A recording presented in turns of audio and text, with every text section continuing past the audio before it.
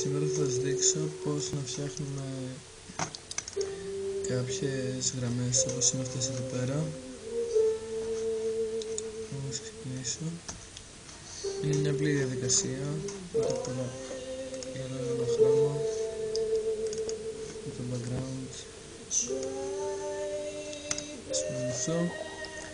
Μετά με το paint bucket tool βάφουμε. Φτιάχνουμε ένα καινούριο layer, new layer, και αυτό το ονομάζουμε lines. Διπλό κλικ και στο αρχικό layer ονομάζουμε background. Και τώρα επιλέγουμε το layer lines, βρίσκουμε το pen tool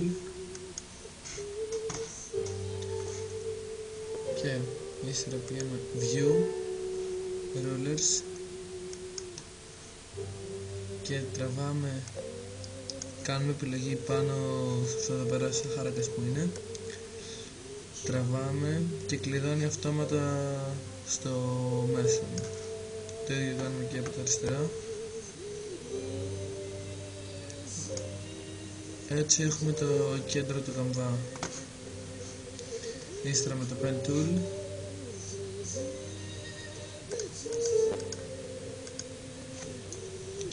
πηγαίνω στο κέντρο,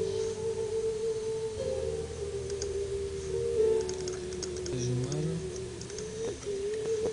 πάλι pen tool και αρχίζω να φτιάχνω γραμμές χωρίς να πατάω απολύτως τίποτα. Απλά βλέπω δίπλα από το μπενούλα να σχηματίζεται ένα X και μόλις σχηματιστεί αυτό μπορώ να κάθομαι να κάνω τριγωνάκια.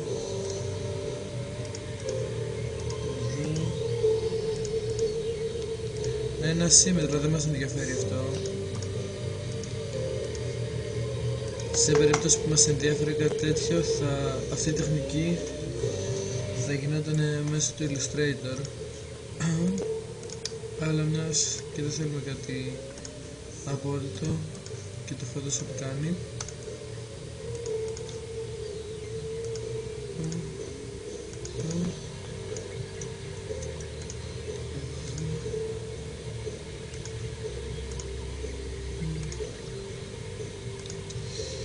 Ωραία, για παράδειγμα όμως που κάνουμε κάποιο λάθος και αυτό εδώ πέρα το τρίγωνο δεν μας αρέσει, επιλέγουμε το Direct Selection Tool,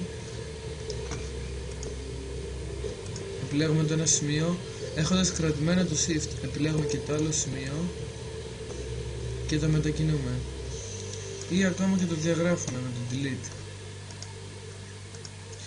και μπορούμε να φέρουμε κάποιο άλλο τρίγωνο πιο κοντά. Ωραία.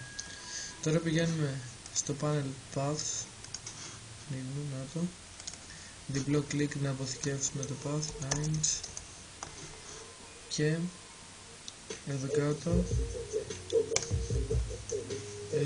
διαλέγουμε ένα άλλο χρώμα, αυτό ας πούμε, και fill path with foreground color, κλικ εδώ και είναι έτοιμο.